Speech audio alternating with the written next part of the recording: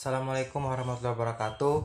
Perkenalkan, nama saya Nur Said dengan stambuk B1A121064, jurusan Ilmu Ekonomi dan Studi Pembangunan, Fakultas Ekonomi dan Bisnis, Universitas Haluoleo.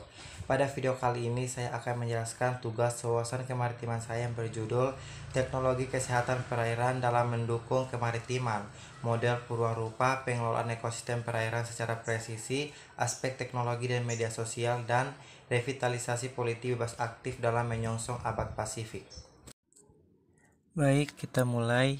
Yang pertama, teknologi kesehatan perairan dalam mendukung kemaritiman, model Purwarupa, pengelolaan ekosistem perairan secara presisi, aspek teknologi dan media sosial. Pendekatan pengelolaan perairan berbasis ekosistem atau ekosistem approach sudah merupakan referensi global dan akan menjadi isu utama abad Asia dan Pasifik.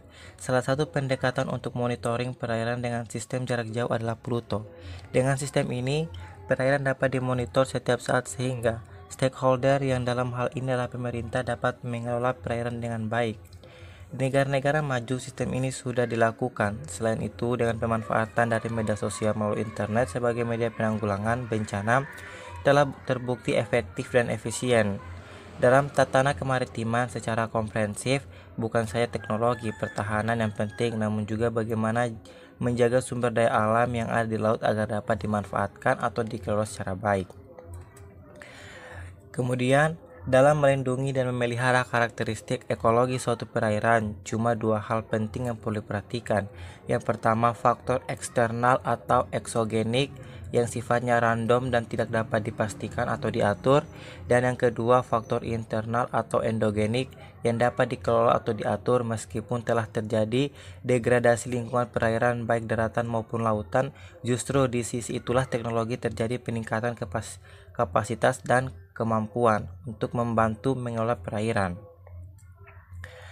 Kemudian faktor-faktor eksogenik dari suatu wilayah perairan tadi antara lain, yang pertama input nutrisi, pertanian, polusi industri, polusi rumah tangga, sedimentasi, bencana alam, dan proyek infrastruktur yang melewati wilayah perairan. Sedangkan faktor-faktor endogenik tadi atau sifatnya dapat diatur antara lain jumlah tangkapan ikan, jumlah pelabuhan, jumlah kapal, massa moratorium penangkapan, dan sejenisnya. Berikut kita masuk di pengelolaan ekosistem perairan yang eksis. Ekosistem sendiri yaitu merupakan singkatan dari kata ekologi dan sistem. Ekologi adalah sistem yang mempelajari hubungan antara makhluk hidup atau biotik dan lingkungannya, abiotik dan biotik. Jadi, ekosistem adalah suatu sistem dari ekologi, baik di lingkungan darat, pesisir, atau laut. Sampai saat ini, pengelolaan ekosistem perairan laut, danau, dan waduk masih bersifat parsial dan tidak terintegrasi. Sebagai contoh, pengelolaan wilayah penangkapan perikanan atau bisa disingkat dengan WPP yang ada di Indonesia hanya di atas badan air sampai di dasar perairan, sedangkan di bawah dasar laut tidak dikelola institusi yang sama. Untuk pengelolaan badan air ada di Kementerian Kelautan dan Perikanan atau bisa disingkat KKP. Untuk mineral di bawah dasar laut, kewenangan pengelolaan ada di Kementerian Energi dan Sumber Daya Mineral atau bisa disingkat dengan KESDM. Untuk pemanfaatan transportasi laut ada di Kementerian Perhubungan atau bisa disingkat dengan Kemenhub. Berikut kemudian di model pengelolaan ekosistem presisi. Presisi adalah kata kunci pengelolaan perairan di masa kini. Hal ini disebabkan kondisi air tidak dapat diketahui hanya menggunakan mata jasmani manusia, sehingga para pengelola bisa menggunakan teknologi elektronik atau sensor dan bisa disingkat dengan TIC dan kelautan. Dalam hal ini, pengelolaan presisi perlu dilakukan secara menerus atau time series untuk mengetahui kecenderungan dan penyebab utama kerusakan ekosistem perairan, sehingga keputusan yang diambil adalah logis, bukan asumsi dan perduga-dugaan. Aplikasi pengelolaan presisi menggunakan buoy Pluto telah diuji di Pelabuhan Perikanan Pekalongan pada tahun 2013. Hasilnya sangat positif untuk pengelolaan ekosistem perairan dan aspek pencemaran. Contoh, pemahaman ekosistem pesisir dari dua parameter, pasang surut, dan kandungan oksigen atau DO. Di pelabuhan perikanan Pekalongan dapat dilihat pada gambar hasilnya menunjukkan korelasi positif antara pasang naik air laut dan kenaikan DO atau kandungan oksigen. Lanjut, hubungan kenaikan nilai DO atau kenaikan oksigen karena air pasang menunjukkan pencemaran yang terjadi di pelabuhan perikanan Pekalongan. Jika tidak ada air laut yang masuk, kondisi kolam pelabuhan sudah dalam level zona kematian, seperti di Teluk Meksiko tahun 2004. Sumber pencemaran tersebut adalah dari minyak buangan kapal, sampah, dan limbah tempat pelelangan ikan. Kemudian masuk lagi di pemanfaatan teknologi dan media sosial untuk pengelolaan presisi ekosistem perairan. Dalam aspek pengelolaan ekosistem perairan, informasi presisi tentang kondisi ekosistem perairan sangat dibutuhkan dalam rangka pengelolaan dan peringatan dini pencemaran perairan. Namun terkadang kita menemukan kendala sehubungan dengan faktor geografis pada saat pengukuran langsung untuk mendapatkan informasi tersebut. Lokasi perairan yang sulit terjangkau dan jarak tempuh menuju lokasi yang sangat jauh dapat menjadi hambatan diperolehnya informasi presisi tentang kondisi perairan. Di dalam sistem telemetri buoy Pluto terdapat 3 komponen utama, yaitu yang pertama sensor parameter kualitas perairan, kedua perangkat komunikasi data, dan ketiga perangkat server untuk pemantauan dan pengelolaan data. Data-data parameter tersebut kualitas perairan dari sensor dikirimkan secara otomatis ke server penerima dalam periode waktu tertentu melalui perangkat komunikasi data atau bisa lewat jaringan GSM atau satelit. Pemanfaatan media sosial sendiri, berdasarkan hasil riset pada tahun 2016, Indonesia merupakan negara pengguna internet terbesar keempat di kawasan Asia Pasifik dengan jumlah penggunaan sekitar 88,1 juta orang. WR Social 2016 mengestimasi bahwa 34% dari jumlah penduduk Indonesia adalah pengguna internet aktif dan 30% dari populasi tersebut adalah pengguna aktif media sosial. Dengan melihat statistik tersebut, terlihat bahwa internet dan media sosial memang peranan penting di Indonesia sebagai media saling berbagi data dan informasi antara sesama pengguna di dunia maya. Berikut pemanfaatan dari media sosial melalui internet sebagai media penanggulangan bencana alam telah terbukti efektif dan efisien.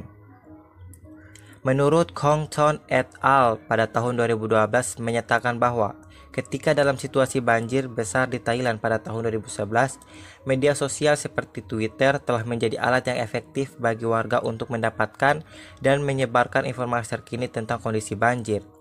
Sedangkan menurut Adhanasia N. Stafford pada tahun 2015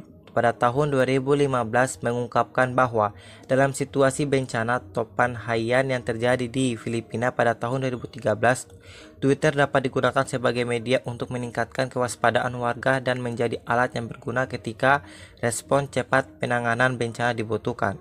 Manfaatan media sosial untuk mitigasi bencana di Indonesia sendiri juga telah dilakukan oleh BMKG melalui akun Twitternya. BMKG menyampaikan informasi terkini terkait kondisi perkiraan dan peringatan dini cuaca serta gempa bumi.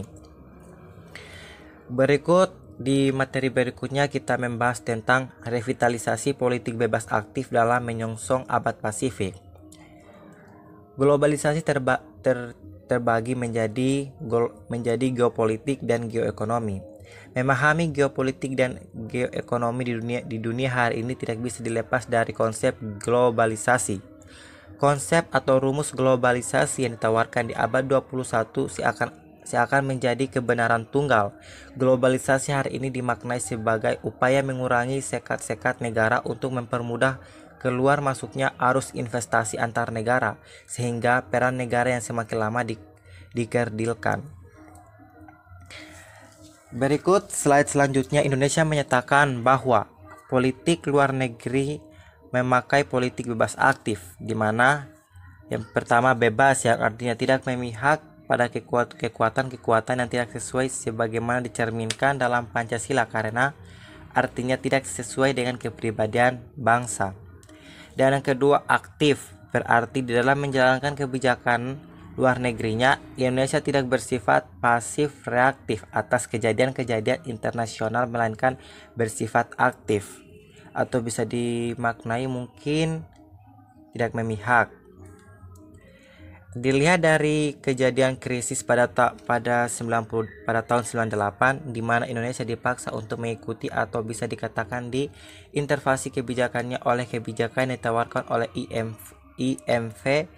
Ini merupakan faktor sejarah bahwa rumusan yang dipaksakan oleh lembaga dunia tersebut mampu memperparahkan krisis ekonomi yang dialami oleh Indonesia. Belum lagi dalam era Orde Baru sejak tumbangnya pemerintah Soekarno, maka sejak itulah intervensi asing semakin kuat mencekram Indonesia dengan dikeluarkannya Undang-Undang Penanaman Modal Asing tahun 1967.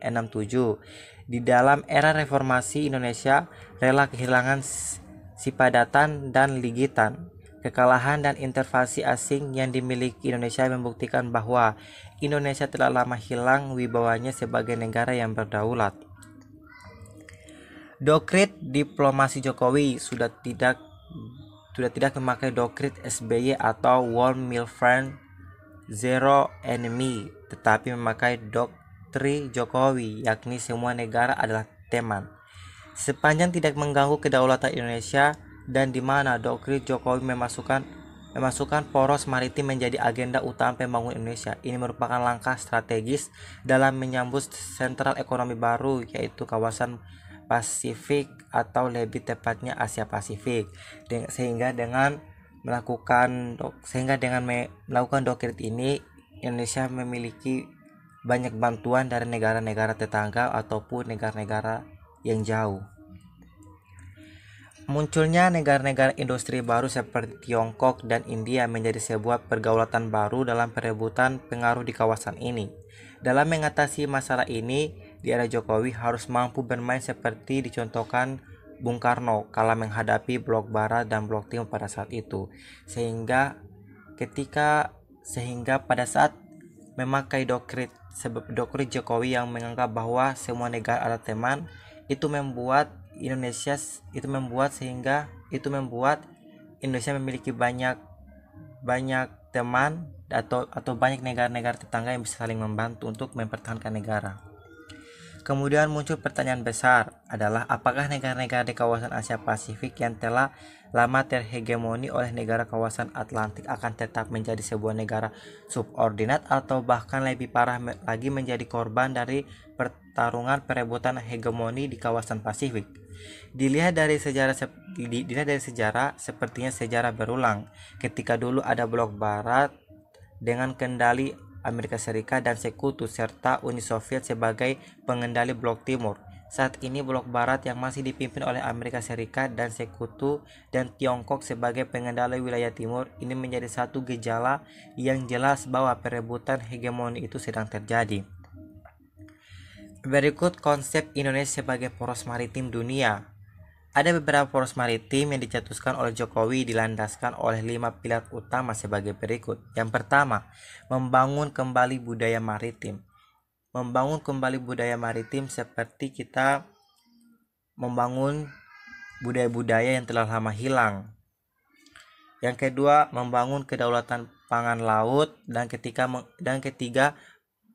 mengembangkan fasilitas infrastruktur seperti mengembangkan konektif maritim.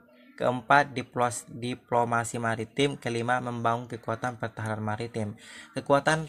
Membangun kekuatan pertahanan maritim di sini, Indonesia harus memperkuat pertahanan perbatasan laut untuk menjaga agar tidak ada kapal-kapal dari negara lain yang masuk ke wilayah Indonesia. Berikut ada beberapa pihak yang meragukan konsep poros maritim yang dicetuskan ini karena ditakutkan pembangunan jalur-jalur transportasi laut Indonesia justru dikuasai asing seperti Tiongkok. Tetapi keraguan ini dijawab tegas oleh Pak Jokowi ketika dengan cepat dan tegasnya dalam mengenai konflik yang terjadi di perairan Natuna pasca penembakan TNI Angkatan Laut terhadap illegal fishing nelayan Tiongkok pada Juni 2016. Melihat kondisi yang terjadi di Natuna, dan dikaitkan dengan poros maritim. Indonesia harus membangun dan mengkonsolidasikan kekuatan di kawasan Pasifik, di mana forum kawasan yang paling strategis di kawasan ini adalah ASEAN. Peran Indonesia dalam politik bebas aktif dalam mewujudkan Indonesia sebagai poros maritim dunia harus terus menjaga agar ASEAN menjadi model ideal dari kerjasama kawasan yang membawa dampak positif bagi kawasan maupun dunia, sehingga penjajahan dunia benar-benar harus dihapuskan. Berikut kita merevitalis politik bebas aktif, berarti sebuah upaya untuk mempromosikan kerjasama yang berdiri sejak serta saling menguntungkan, serta sebagai wujud menghadirkan kembali peran negara sebagai garda utama peningkatan kemakmuran rakyat.